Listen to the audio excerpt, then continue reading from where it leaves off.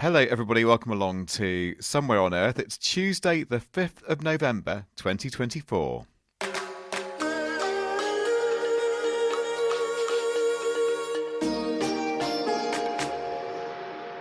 And greetings from the Evergreen podcast community. Yes, as you know, we've just recently joined Evergreen. We're ever so excited about it, which is why we'd like to give you their details. You can check out their website. Most importantly, to go and find out other brilliant podcasts that you have on the Evergreen network. And just go to our website, Somewhere on Earth, and check out the Evergreen logo. And you can hear our companion podcasts, and they're well worth listening to. And coming up today, two topics on the menu in this edition, both in the continent of Africa. The authorities in Mozambique have imposed internet shutdowns amid protests following the recent presidential election. Campaigners say the outages are a human rights abuse. We'll discuss that. Meanwhile, across the continent, in Namibia, better access to services like health and education, even for those in some of the otherwise most neglected rural areas. That's the promise anyway, thanks to plans to roll out digital ID. That's all right here on the Somewhere on Earth podcast.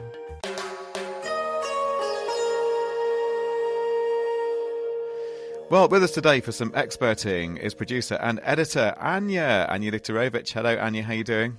I'm good. How are you, Gareth? All good, thank you. Hanging on in there. So, here we go. Let's jump in with this then. Mozambique, as I mentioned right at the top there. There's been trouble in Mozambique. In fact, at least 11 people have been killed as police crack down on protests following elections in October. Authorities have shut down the mobile internet for the second time in less than a year. Well, I've just been speaking to Felicia Antonio, who's the Keep It On campaign manager at the digital rights organisation Access Now. So this particular internet shutdown was targeting mobile internet connection in the country. And so fixed cable and Wi-Fi, for instance, would work. But then we all know that a lot of people rely on their mobile phones, and not many people can afford fixed cable for their homes or for their offices. And so shutting down mobile connectivity has serious implications for people as it cuts off a majority of the population from the internet. And yes, Access Now, we've documented two incidents. Aside authorities shutting down the mobile connectivity, they also targeted digital platforms in the country as the protests escalated in the country. And shutting down these platforms, it's a deliberate act to quell the protest and to also restrict people's access to information and to also prevent the outside world from monitoring and following closely what is going on in the country. How extensive have these shutdowns been? We've noted the disruptions across the country, so it's nationwide, and which means a lot of people have been impacted by these disruptions. What do we know about the Mozambique's authorities' tendency to shut down the mobile internet? Have they done this before this year? Unfortunately, this is the second time we are documenting a shutdown in Mozambique. The authorities did not issue any order, and so we don't know who ordered the shutdown in Mozambique as it stands. But then last year, we saw a similar disruption to the internet, which was a complete blackout for about 3 hours. And this was also around the local elections that were held in 2023 in October. And so seeing the authorities use this trend of imposing internet disruptions in times of elections is really, really worrying. And our monitoring sadly shows that once a country imposes a shutdown, they are more likely to do it. And this is what we are seeing in Mozambique as they impose their first internet disruption last year in relation to elections. And then we're seeing them impose not just mobile internet, but then also disrupting access to digital platforms in order to quell the protests that are ongoing in the country. What are the digital platforms affected? Are these social media sites mainly? Yes, so the current shutdown mostly affected WhatsApp, but then other social media platforms were impacted, and we're still trying to gather more information about exactly what is being targeted. So the shutdowns clearly, as you were saying, aimed to quash dissent and disseminating reactions and protest against the government, this long-sitting government that had been in power since 1975. What other effects do these shutdowns? What other effects do these shutdowns have on people's lives? Clearly, we've seen a lot of crackdown on protests by governments imposing internet shutdowns, and in particularly with relation to election-related shutdowns, it's also becoming a common. Governments are increasingly targeting electoral processes with shutdowns, and our monitoring shows that election-related shutdowns prevent voters from accessing information or sharing essential information. They also decrease fairness, credibility, and transparency of elections. And they empower the incumbent regime to control the narrative throughout the electoral process. They also undermine the electorate's ability to make informed decisions, access polling resources, and fully shape their nation's future. Aside this, internet shutdowns also violate the fundamental rights of people's access to information, freedom of expression, and the right to assembly, as we are seeing in Mozambique. And the shutdown, as I indicated, is clearly to control, to exert control over the flow of information and to also call the protest. Increasingly, we're seeing how authorities have come to recognize how powerful the internet and digital platforms are in helping people to mobilize and organize during protests, hence the increased crackdown on these essential platforms. This year, not only aside from Mozambique, we've seen similar crackdown on protests by authorities using internet shutdowns in Bangladesh, in Kenya, as well as in Senegal. So this is a global concern for Access Now and the Keep It On coalition. And then what's even more concerning is the fact that whenever the internet is shut down, journalists, human rights activists, and other stakeholders struggle to perform their watchdog role, thereby providing an avenue for perpetrators to cover up human rights abuses and evade accountability for these abuses. Yeah, and of course there's economic harm, and I guess the government sees that as a price worth paying to quash dissent. So finally on this one then, what kind of economic damage would this do in the country?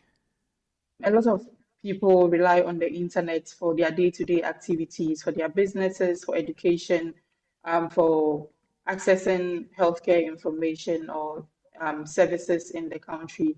And so aside the human rights implications, definitely it will have a direct impact on people that rely on digital platforms and the internet to promote their businesses or to make a living. And so this would have an impact on people's economic activities. For instance, we've seen in different parts of the world where, let's say, women rely on the internet to for their livelihood, like promoting small businesses and also engaging in activities that would in turn bring some revenue to their family or to enable them cater for their families. And so shutting down the internet has serious economic implications, not forgetting that the government or the nation also loses money. And then the companies that also are complicit in imposing these shutdowns will definitely lose money as well whenever the internet is shut down. And that is why we think the companies have a big role to play in pushing back against internet shutdowns and not just implementing them anytime they are approached by authorities, because they also have the responsibility to protect and mitigate all forms of harm against people that rely on their services to access the internet and stay online. That's Felicia Antonio of Access Now talking to us a little bit earlier. Anya, let's pick up on this with you then. And you're quite struck by the whole issue around economic costs, aren't you, around these shutdowns? So the Internet Society, Gareth, have already calculated that the cost of this shutdown was over 1.2 million, in fact, almost $1.25 million US dollars. Now, that is obviously a huge cost. Mozambique is one of the poorest countries in the world, but obviously one that the authorities in Mozambique think is worth paying. Indeed. And what kind of signals have we had that there has been this outage in Mozambique? And one of the reasons I asked that, Anya, is that you'd think outages are quite hard to report on because you're talking about the absence of something. Do you see what I mean? An absence of connectivity rather than the presence of it. So what kind of signatures are out there on the internet to help us know when these things are happening? Well, tweets started to be published on the Friday after protests started on the Thursday, that all three mobile phone companies had cut or reduced their services. That was on October the 25th. And this was also reported by NetBlocks, the Internet Observatory, not long after that. And these tweets were in English, in Portuguese and in French. So, we had different sources coming in through that. But then it was unclear as to who was behind them. But now we know. So we heard a little bit of background behind the protests in our interview just now that we recorded. So what else can you tell us about the background to all this? Well, the protests are against the re-election of the ruling Liberation Front Party, which is commonly known as Frelimo. And they unfortunately turned bloody and sadly deadly. 11 people so far have lost their lives in that. Now, the party has been in power for almost 5 decades, since 1975, and the country's electoral commission announced that Frelimo's Daniel Chapo had won 71% of the vote in this latest round of elections. Now, to put this into context of the population, Mozambique's population is incredibly young. The average age is under 18. And it's this younger generation that is turning against the current regime. Also, there are issues there with the cost of living crisis. There's been a surge in extreme poverty in the past decade. Just between December 2021 and 22, 1 million more people were living in extreme poverty, and this was mainly in urban areas like Maputo. Now, the government did reduce VAT, but that didn't have much impact on this cost of living crisis. So there certainly is a lot of anger out there as to the current situation and the current governing party. All right, Anya, thanks for the background on that. And I'm just really pleased that we're able to talk about another election going on in the world. I know that there's an especially big election that's grabbing all the headlines, but sometimes it's easy to forget that democracy, or perhaps a lack of democracy from what we've been hearing, is going on in other countries. And I'm glad that we've been able to reflect that on this podcast. And we'd love your thoughts, dear listener. So if you want to get in touch, one way is via email, good old email. Yes, just get in touch with us on the email address, which is hello@somewhereonearth.co. hello@somewhereonearth.co. And one person who's done just that is Alex, who writes this. He says, "Hi, I'm Alex. I'm writing from Kenya. The volume levels for your edition on the 29th of October were horribly low. The excerpts from the interview about the Don't Break My Rice Bowl book, well, they were fine," says Alex, "but I had to listen on the woofer. Incidentally, a few of my neighbours heard all this and liked the podcast, and 2 have vowed to join this ever-growing movement, which is a win, I guess. So thanks, Alex. That's all right, isn't it, Anya? Starting with a valid complaint. It is. But then kind of it is. looking beyond that and saying, but we still love your podcast, and I've told some friends. So hint, hint, dear listener, we'd like you to do the same." There is nothing bad that good won't come out of, was my dad's favourite Polish phrase. And I think this is one of those. Apologies for the low levels. Oh, that's a good saying. Well, I think partly it was because it was half term and I was rushing I was going to say, what the heck? But secondly, it is the new loading platform that we're using is different to the one before. And we are loading different file formats. We are experimenting. I have experimented a lot now, and I've written down what seemed to work last week on the remade version, and which we had messages saying, "Thank you, that's great, listening fine now." So hopefully if I repeat all of that, we'll be fine today. All right. It's just one of those things that happens, as you say. We're changing platforms. There are changes going on. This is technical stuff. And yeah, remember, this is Anya doing it herself on her laptop, trying to make this as good as possible for everybody. So we're sorry, aren't we, Anya? We are. And as you say, we are checking it out. And of course, Anya, you took very quick action firstly by replying to other listeners on our social media who'd noticed the sound level issue. And thanks to listeners, by the way, for pointing that out.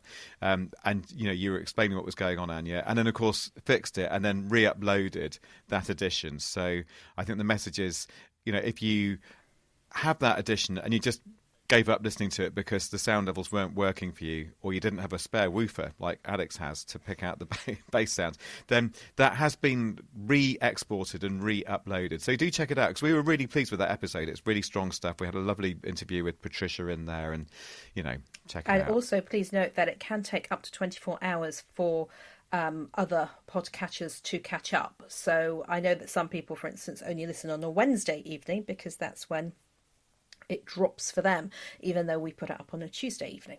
So, and that also happens with the catch up. So I say, I've done it, and people are like, no, you haven't.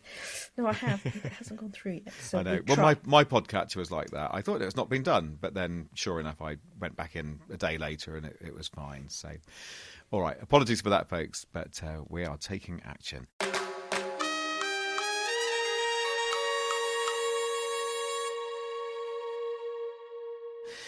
So, to Namibia now, from Mozambique to Namibia. And this is all about efforts to roll out verifiable ID so that more citizens can get online, so then they can get access to services and generally participate, so bridging the divide between the digital haves and the digital haven'ts.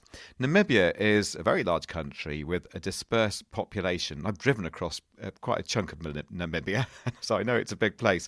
Now, for many in Namibia, they have to go all the way to the capital, Windhoek, to get an ID card. And without that, then they struggle to get access to the likes of healthcare, education and banking services. In recent years, the UN Development Programme's been working with the government in Namibia on digital ID. And we can hear a little bit more now from journalist Abigail Ruth Appiah. She is a reporter with the Biometric Update news website. Abigail, welcome along to the podcast. Can you just start by telling us about the state of online services in Namibia for citizens who might want to get access to things like healthcare and banking? I think currently there is a big divide in terms of who can have access versus who can't, and who is able to get it at a quicker rate than others. So, for example, not just Namibia, but in other African countries as well, which I've covered, Somalia, I've covered a bunch of others. You can see where if it's a rural part of the country, then women are typically, pushed to the side in terms of they might not have access to just something as simple as a smartphone, which will be able to enable you to register these digital IDs that are being rolled out. And companies like Visa are, trying to work hard to change that, but obviously it's a slow process. But it's one that is put on the forefront based on digital public infrastructure, DPI. So I've covered a lot of that, and it mainly focuses on inclusion. It's hard to have large population, and not everybody is able to get something as simple as a digital ID. So I think in general there is progress. There are companies, big companies actually, that are on board to change what's happening currently, but it definitely isn't as developed as most of the developed countries. So this is denying many people services because they can't get the smartphones, or even if they can, they don't have the connectivity. And can you just paint a picture of what life is like for somebody, maybe in a rural village, maybe many kilometres away from the capital, what life is like for them if they can't get any kind of digital or non-digital validation? I think from the stuff I've covered recently, what I'm seeing more and more of is just the struggle for basic necessities, the struggle for things like if you want to, top up your phone and call a family member because you have an emergency, or if you wanted to get access to healthcare, if you wanted to do something as simple as voting, there is so much that is on the line and they can't actually access that. So it's your basic human right, if you're a part of the country, to be able to vote, but you can't because you don't have any kind of digital presence. So yeah, that is what it's like in a nutshell. So what is going on then? How is the government of Namibia working with the UNDP and other partners? What are they doing to try and get around all this? So with digital identification verification, it stems from just using things like biometrics to be able to use fingerprints to be able to capture everybody, make sure that everybody is noted down somewhere. So once you use your biometric fingerprint, if you don't have a phone, that's fine because you have a finger, so you can use your fingerprint. And that way, everybody's accounted for, everybody's will be able to be on the system, and therefore they can roll out things like digital ID through other means if, connectivity isn't one that's able to be accessible to them. So would this mean, for instance, if somebody wants to go and vote, they can just use their fingerprint on a voting machine or something, or even if they need to, I don't know, go to the local health centre and prove who they are so the doctors can access their records and give them treatment? Again, would that be something like fingerprint ID that might be the gateway, as it were, to these kinds of services? Exactly that. So in Nigeria, they rolled out their first use of biometric fingerprint for the votes that they had last year. And whether it was completely successful, I'm not 100% sure because I didn't report the aftermath of what happened. But the sentiment was there. The fact that they were able to use biometrics from the national identity numbers that they've done, everybody has to put their fingerprint down, and then they're able to roll out that way. The start of something great is there. So currently, yes, I think in Namibia, same sentiment applies. And they've already had a pilot, haven't they, in this deprived community of Groot Obe, which is just outside Windhoek, the capital. They've been running an accelerator lab, I gather. So there's quite a lot going on, accelerator labs and pilot projects and so on so far. Yes, I think in general, as well as the accelerator labs, we've got companies that are also going in to emerging markets, trying to create things like launch data centers, which is the hub of everything. If you look at it in a nutshell, it's going to house everything. So the closer the closer the data center is, to where the data needs to be held, the better it is for it to have, low latency. You'll be able to have connectivity better, and then you'll be able to have things like fiber towers. We'll be able to have dark fiber. We'll be able to have subsea cables that are running through and through, and yeah, it's all building to one big picture. Oh, I see. So when you talk about improvements overall in Namibia's access to the internet as an entire country, you mean all of this sets Namibia up well? And well, obviously, if they do this well, if it goes properly, it sets Namibia up and its citizens for the kind of benefits, the wider benefits of global connectivity. 100%. Digital transformation is not leaving any country behind. And I think once Namibia gets a hold of, I think it starts with digital ID, but then it boosts to other things. So you might not be able to give, a woman in the household a phone for now, but once she's registered with her, verification number, she'll be able to have access and do more things with herself. Yeah, you can get a SIM and all those other really important things. So, Anya, listening to this, what do you make of all this? Because, we report quite a lot on Somewhere on Earth about digital ID documents and all those other kinds of things. So it's quite a global story as well, isn't it?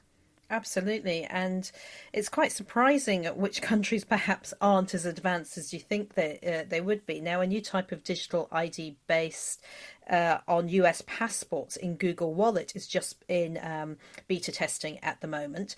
Users can scan the chip on their electronic passport, match their selfie biometrics with a short video. I know that quite a lot of banks are doing this as well. When I was setting up all the banking for Somewhere on Earth, everywhere I was doing it. I had to do the selfie. I had to have pictures of all my documents uploaded, and there's no way, you just can't get past that at all. Obviously, I had some issues, changes in hair color, maybe. Again, being a woman, the system isn't as good as it would be for a white man. But we got there eventually. Now, the thing is with these types of systems, like for Google Wallet, is you need near field communication, NFC, and your phone has to have that. Now, phones, even 3 or 4 years ago, it wasn't standard. It is pretty much now in new phones, but that is an issue as well, I think, that needs to be addressed in places where perhaps the technology isn't as new as say, in the developed world. Now, globally, You've got the International Civil Aviation Organization is looking to include passports, travel documents, because obviously across the EU, for instance, you can just travel on your ID, your country's, your national ID. And so that all needs to be inputted, near-field communication technology there again. But their services are now available in over 190 countries across Europe, Asia, Africa, North America, South America. It's becoming much more popular, and it's also quite interesting to see that some countries are lacking behind, including the UK, because I now in the EU travel on my British passport. For reasons that are incredibly complicated. I haven't got my Polish nationality yet verified and returned to me, but my children have. But I can't let the children go through by themselves, particularly my youngest, and so I'm often let through on the EU queue, and then they have to do everything manually because it doesn't work with their systems in quite a few countries. So that's quite interesting. I mean, in the Philippines, for instance, as well, you've got a super app for storing government-issued digital IDs, and that's now being integrated into different mobile ID management systems to make the national digital identity compliant with industry system architecture standards elsewhere. So, there are countries that are really, really, really pushing for this and making sure that not only it works in their country, but it works elsewhere too. So those citizens who are travelling and are, more global can use that in the best possible way. Yeah, getting it all joined up. And just a final quick word from you then, Abigail, just about privacy. Are there any concerns in Namibia, or should there be concerns about privacy issues, or even, are there reassurances from the people involved in this programme that you're going to get all the benefits of this digital ID without people having their privacy compromised?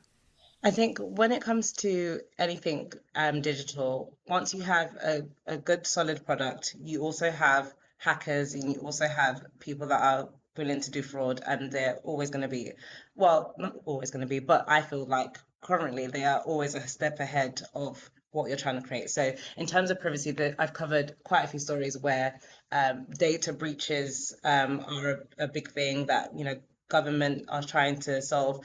Them pushing e-government infrastructure to try and bypass that, or try and make sure that everybody's data has been secured. That is a thing. However, privacy will definitely be a thing that Namibia will have to 100% and be on top of. It's not going to be easy because it's, once data's out there, it's anyone's game if anyone wants to be able to hack it or use it in a malicious way. But yeah, privacy is definitely going to be an issue. Cyber threats are huge right now. I'm getting reports from not just African countries, globally, where there's been breaches, deep fakes. We're talking artificial intelligence, that people are using machine learning in a negative way, and therefore you're able to have a bunch of data and do with it as you please. But in future, I think if Namibia gets it right, then they will see the benefits of it. Okay, great. Well, we'll leave it there. Thank you very much. That's Abigail Ruth Appiah, and she is with the Biometric Update news website. Well, she writes for that website, among many other things that you do, Abigail. I know you're very busy. Right, there we are. That's it for this edition. As you've been hearing, the producer and editor is Anya Lintz-Rovich. Our production manager is Liz Toohey. I'm Gareth. See you next time. Bye-bye.